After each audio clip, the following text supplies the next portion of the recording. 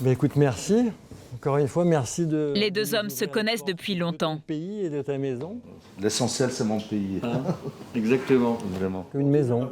Écoute, avec toutes les beautés de tous les murs du monde, je trouve que les murs et les chambres, pour moi, ça ne dit rien. C'est l'être humain qui est présent dans l'hôtellerie, qui fait ce service impeccable. Ce sont les mêmes valeurs que nous partageons, basées sur la simplicité, l'authenticité, la gentillesse, l'accueil, et Oui, ça, on trouve ça effectivement au Liban. Pour représenter l'hôtel, Marc a fait confiance à deux machines de guerre. Le chef étoilé Christopher H. et Yves, le responsable des événements. Ça va, hein? Ce matin, il découvre les trésors culinaires du pays du Levant avec le grand chef libanais Youssef Hakiki. Vous pouvez nous préparer du pain? Et cela commence par la découverte de la cuisson de la traditionnelle pita. Température de 350 pour faire ça, ce pain. Ouais, et juste ça prend 2 minutes. Juste, c'est une grande température pour éclater le pain qu'il éclate de deux côtés. Là, on peut mettre du sésame. C'est ça.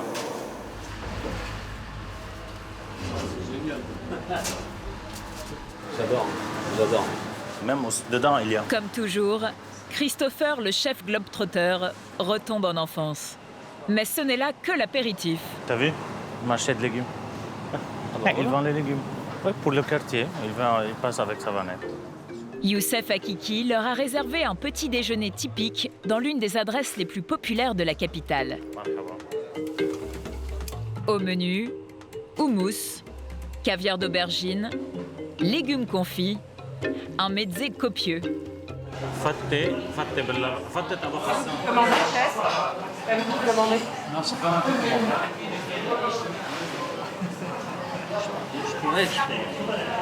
je vais te faire le professionnel.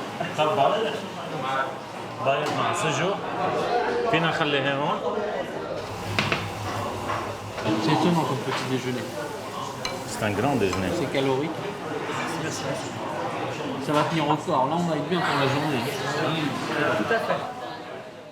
Malgré les apparences, le chef étoilé est bien en train de travailler.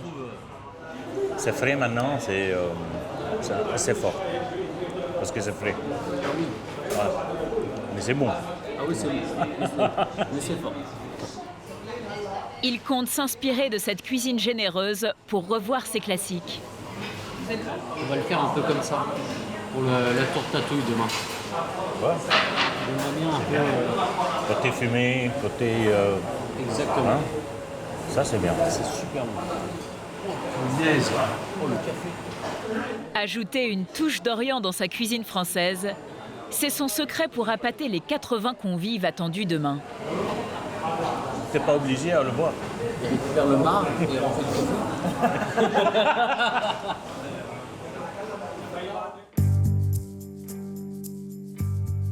En plein cœur de Beyrouth, dans l'une des rues les plus animées de la capitale.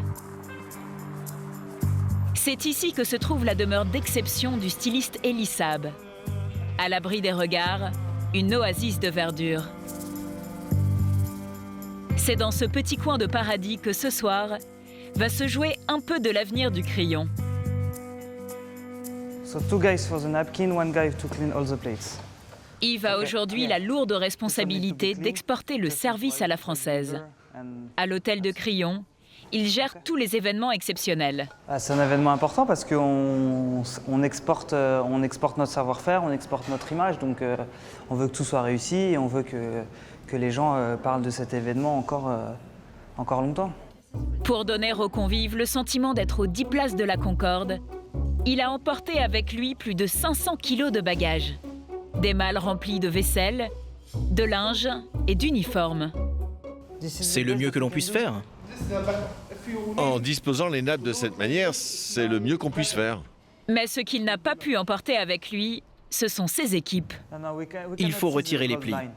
Il faut absolument retirer les plis. Quand on a ces équipes, c'est plus simple. Après, on s'adapte. C'est vrai que ça prend peut-être un petit peu plus de temps, mais après, le langage de la restauration, il est en quelque sorte international. Donc, on arrive facilement à se faire comprendre.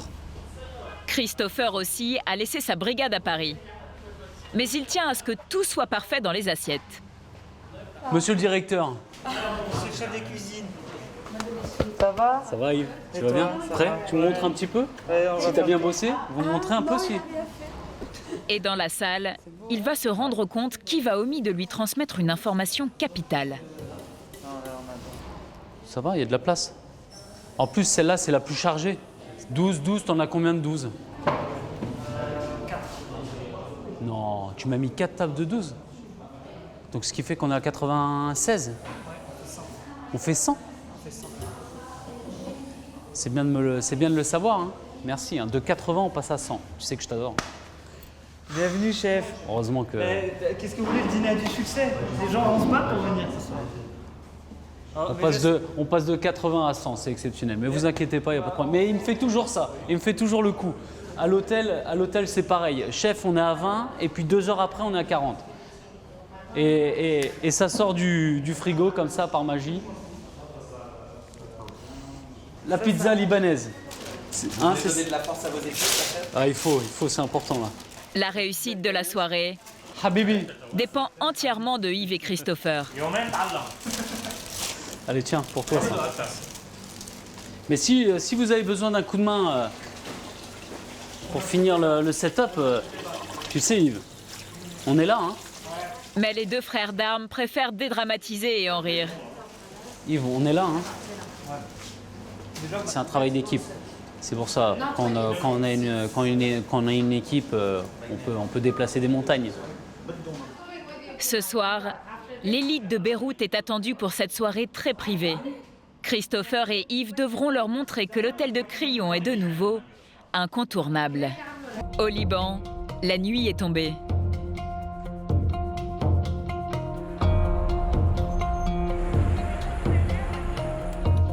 Dans la demeure d'Eli Saab, les 7 tables faites sur mesure pour l'occasion sont dressées.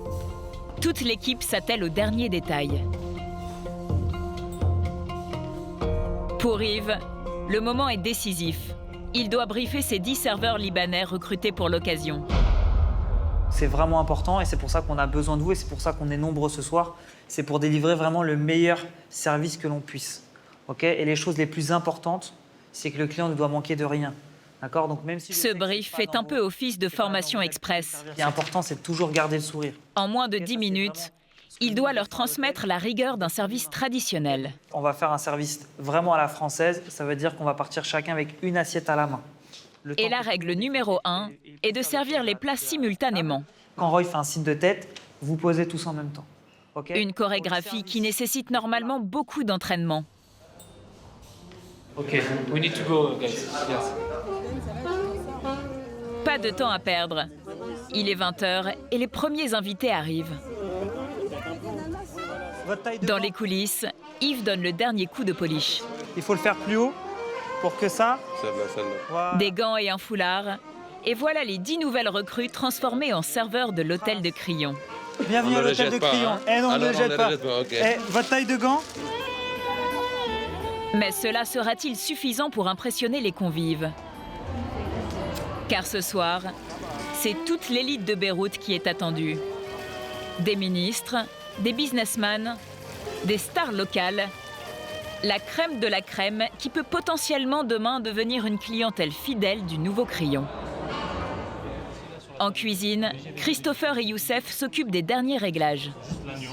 Là, la première table, on fait 14, 12, 12, 14 et 10, 10, on termine. Ce soir, on va sortir 700 assiettes. En 2 heures. En 1h30, 2 heures. Et pas une minute de plus. On n'a pas le temps de se dire on va pas y arriver ou c'est pas possible. Un chef. Pas d'autre choix, hein. Car les Libanais détestent les repas qui s'éternisent. Le coup d'envoi est lancé. C'est l'heure de vérité pour Yves et pour l'hôtel de Crillon.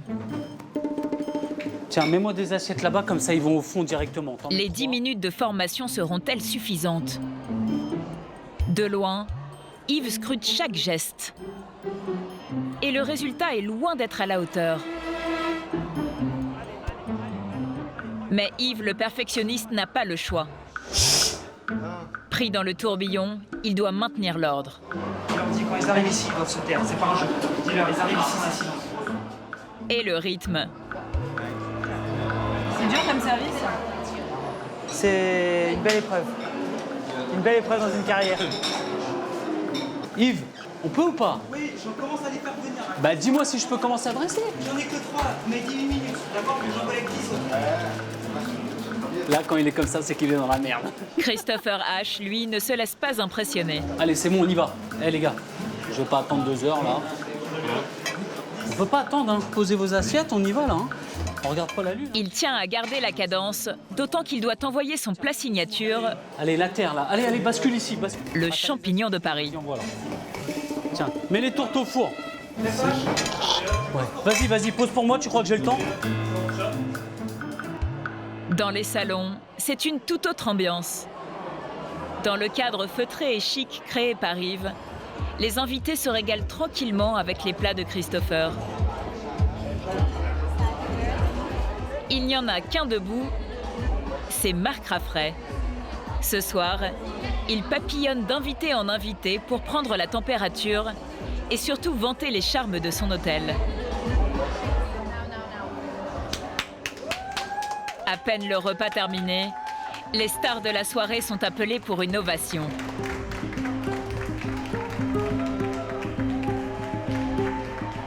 Les chefs ont réussi leur pari. Et malgré toutes les difficultés, Yves est venu à bout de son service à la française. Ouais, j'essaye. Les gens sont contents, donc j'ai réussi. Une fierté pour Marc. Ce soir, c'est une petite victoire pour l'hôtel de Crillon. Marc est certain d'avoir séduit l'élite de Beyrouth. Mais il est loin de se douter qu'il va bientôt vivre la plus grande déconvenue de sa carrière.